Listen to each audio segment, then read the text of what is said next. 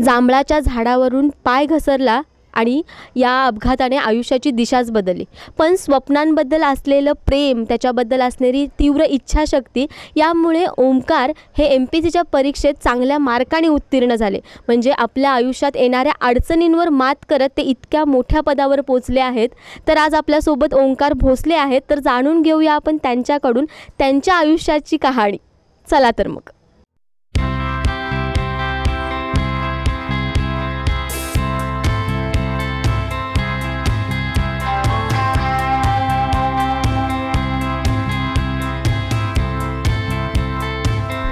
नमस्कार सर. नमस्कार.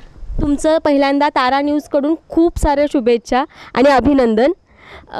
सर, मला पहिला प्रश्न तुम्हाला असा विचारायचा आहे की तुमचं बालपण कसं गेलं, तुमचं शिक्षण? बालपण माझं आनंदातच गेलं. मी असं घरात राहत नव्हतं, जास्त करून बाहेरच फिरायचो मित्रांच्याबरोबर. बालपण माझं आनंदात गेलं. खरं 11वी नंतर माझा ॲक्सिडेंट झाला, झाडावरून पडल्यावर मला 9 महिने असं वाटत होतं की मी चालेल. खरं नंतरनं ती अपेक्षा सोडली. मी 3 वर्ष बेडवर एकसारखंच होतो.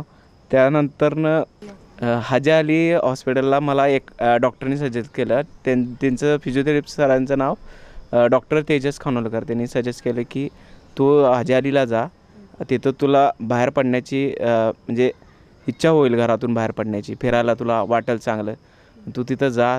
म्हणजे तिथं गेल्यानंतरनं मला 1-1.5 महिन्यातच घर लावलं मी परत. त्याच्यानंतर माझी इच्छा झाली बाहेर फिरायची. त्याच्या आधी लाज वाटायची की मला बाथरूम वगैरे झालं तर मला लोक काय म्हणतील की ह्यो मोठा झाला आणि बाथरूम अजून पॅन्टमध्येच करतो म्हणून. मग त्यानंतरनं त्या सरांनी सांगितल्यानंतर मी बाहेर पडलो. बाहेर पडला मला असं पोरांनी कुठल्याच म्हटलं नाही की तू बाथरूम करतोयस असं. उलट त्यांनी सपोर्ट केला. तू काय असं की अपंग आहेस काय असं म्हणले नाहीत कधी मला उलट चांगलीच म्हणते की तू येत जा, आमच्यात बसत जा, तुझा चांगला वेळ जाईल, तुझ्या जे मनात काय राहिले ते सगळं बाहेर, म्हणजे तुला वाटणार नाही की आपण अपंग आहे. व्हीलचेअरवरून आयुष्याचा प्रवास करत असताना तुम्ही अनेक स्वप्न बघितली आणि त्याच्या पाठीमागे अगदी म्हणजे एखादा पाय असणारा माणूस पण पळताना थकेल, पण तुम्ही जे जर स्पर्धेमध्ये जो भाग घेतला आणि तिथे पोहोचला, तर तो अनुभव कसा होता तुमचा?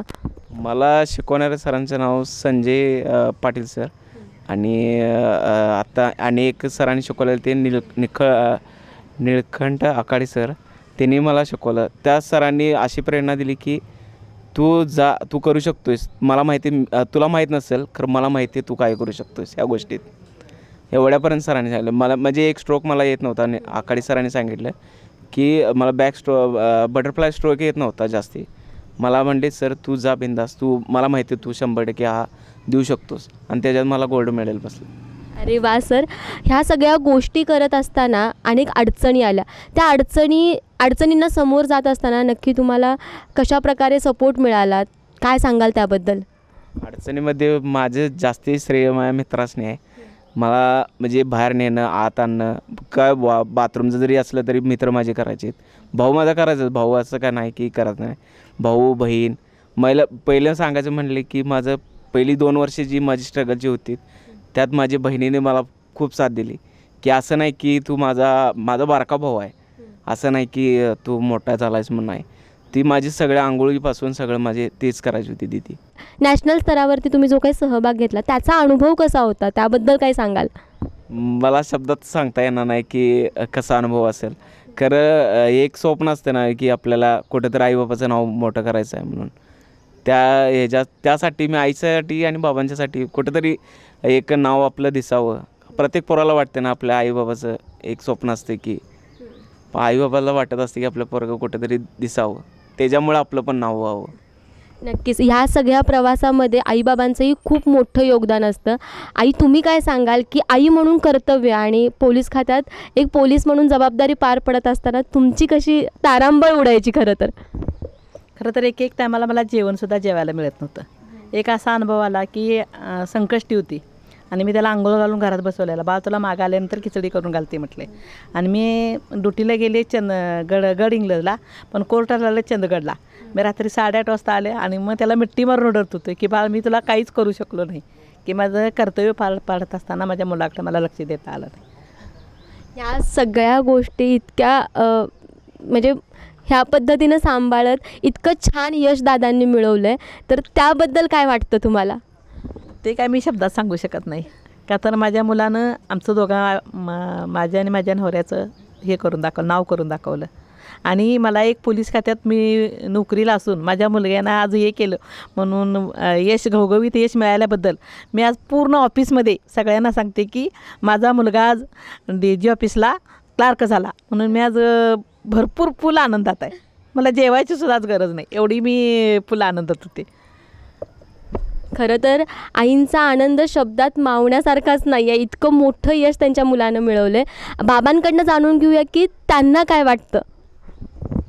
मला अति आनंद झालेला आहे आणि माझी एक इच्छा होती की हा सरकारी नोकर व्हावा, ते करून टाकवलं. ते सांगताच येत नाही.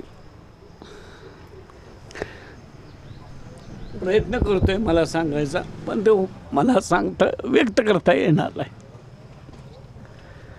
आणि ह्याचमध्ये ह्याला ज्या वेळेला स्विमिंगला जात असताना मी सकाळची 4:30 उठून मला SP साहेबांनी म्हणजे आमच्या RPI साहेबांनी मला गार्डाची इन्चार्ज म्हणून नेमले होते. मग मी सकाळी झेंडा एक करून बरोबर 5ला त्याला भवानी टँकला न्यायची, अंबाई टँकला न्यायची आणि तिथनं त्याचा स्विमिंगचा सराव करून घ्यायची. नंतर मी तिथून आल्यानंतर सागर पाटील सरांच्या तिकडे त्याला स्विमिंगला घेऊन गेले. पण की रात्रीचा दिवस करून मला झोपही लागायचीच नाही. कधी त्याला नेऊन कधी त्याचं मी येस घवघवीत बघन असं मला आनंद व्हायचा. मी प्रत्येकाला सांगायची माझा मुलगा अपंग नाही आहे हो, माझ्या मुलग्याला अपंग दिलेला नाही. मला कोण अपंग म्हटलं किंवा त्याचं काहीतरी म्हटलं तर मला अतिशय राग यायचा. माझा मुलगा अपंग नाही, माझा मुलगा चांगला आहे. आणि आतापर्यंत मला वाटत पण नाही की माझा मुलगा अपंग नाही, माझा मुलगा बरोबर दोन्ही पायाने चालतो असं मला वाटतं. खरंच म्हणजे आईवडिलांच्या डोळ्यातले अश्रू म्हणजे येणारे महापूर आहे आनंदाचा तो. आणि खरंच स्वतःच्या पायावर उभा करण्यासाठी आईवडिलांनी घेतलेले कष्टही तितकेच मोलाचे आहेत. दादा तुम्ही मला तुमच्या या परीक्षेदरम्यानचा प्रवास जाणून घ्यायला आवडेल. प्रवास कसं सांगायचा तो प्रवास म्हणजे मला भावाने सांगितले की म्हणजे पुस्तक भावानेच पुरवलीत, असं नाही की मला कुठलं म्हणजे कोणी सांगितले. मला भावाने आणि भावाच्या मित्रांनी सांगितले की हे पुस्तक वाच, तू 100% करू शकतो. जे आम्हाला माहिती आहे ते तुला माहीत नसेल कारण आम्हाला माहिती आहे, हे सांगितले मित्रांनी.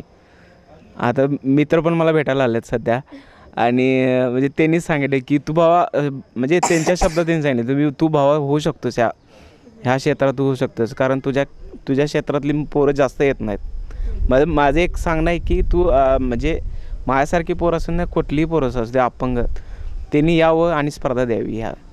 तुम्ही मित्रांबद्दल बोललात, या प्रवासामध्ये खरंच मित्रांचं खूप मोलाचा वाटा होता, तर त्यांच्याकडून जाणून घेऊया या प्रवासाबद्दल आणि या यशाबद्दल त्यांना काय वाटतं.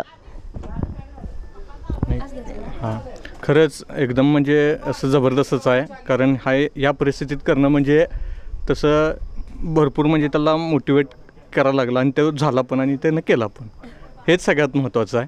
आणि सर्वांनी म्हणजे आपलं मनस्थिती आणि आपल्या ह्याच्यानं सेल्फ मोटिवेट होऊन केलं तर सर्व काही शक्य आहे, हे याच्याकडे बघून जाणवतं.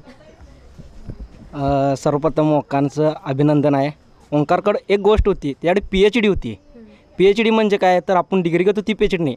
PhD म्हणजे P for patience, D for discipline और H फॉर हार्डवर्क, हे त्यानं सर्व घेतलेला आणि त्यामुळे ह्याला हे यश प्राप्त झालेलं आहे. तुमचा ह्या परीक्षेचा अभ्यास किंवा तुमचं नियोजन कसं असायचं, कशा प्रकारे तुम्ही अभ्यास करत होता. मी असं नियोजन वगैरे काय नव्हतं माझं. म्हणजे मला दादाने एक शाश्वत अकॅडमीची हे दिली ते म्हणजे ऑनलाईन एक अभ्यासाचं दिलं तर ते 4 ते 9 वाजेपर्यंत असतात. ते तेवढाच अभ्यास केला मी 5 तासाच्या वर मला जमतच नव्हतं. म्हणजे जे मला त्रास व्हायचा 5 तासाच्या वरती बसले की पाठ वगैरे दुखायची. मग 5 तासाचा अभ्यासच दादानं जेवढे दिलं तेवढंच केला मी, जास्त अभ्यास कुठला नाही केला. समाजामध्ये अनेक असे जण आहेत की अपघातानंतरनं खचून जातात, तर त्यांना तुम्ही काय संदेश द्याल. माझं एक म्हणणं आहे की आपण माप म्हणतो की आपण आता पडलो आहे मेल्याला बरं, खरं मरणं हे शेवटचं पर्याय नाही. एकदा आपल्या आईबाबाकडे बघा बस, बाकी काय नाही. आईबाबाकडे बघा नाही किंवा जर आईबाबा नसतील तर बहीण भावाकडे बघा आणि जगायचा प्रयत्न करा. तुम्ही इतकं मोठं यश मिळवलं आहे, पण मला तरीही जाणून घ्यायचं आहे की तुमची या पुढची स्वप्न काय आहेत. माझं नुसतं एकच स्वप्न राहिलं लास्ट, मला नुसतं इंटरनॅशनलला एक मेडल किंवा मेडल नाही भेटलं चालेल, खरं भारताचा झेंडा आपल्याला एकदा खांद्यावर घ्यायचा आहे. जलतरणपटू किंवा MPC पर्यंत पोहोचण्यामध्ये आणखी काय काय तुम्ही वेगवेगळ्या ॲक्टिव्हिटी केलात ते जाणून घ्यायला मला नक्की आवडेल. मी एक म्हणजे मी पहिला पोलीस भरतीच्या वेळेस विकत होतो थोडंफार म्हणजे कोल्ड्रिंक्स वगैरे, लस्सी वगैरे असं विकत होतो. नंतर मला एक म्हणजे अशी परिस्थिती आली होती की मला म्हणजे अशी म्हणजे काय म्हणतात ते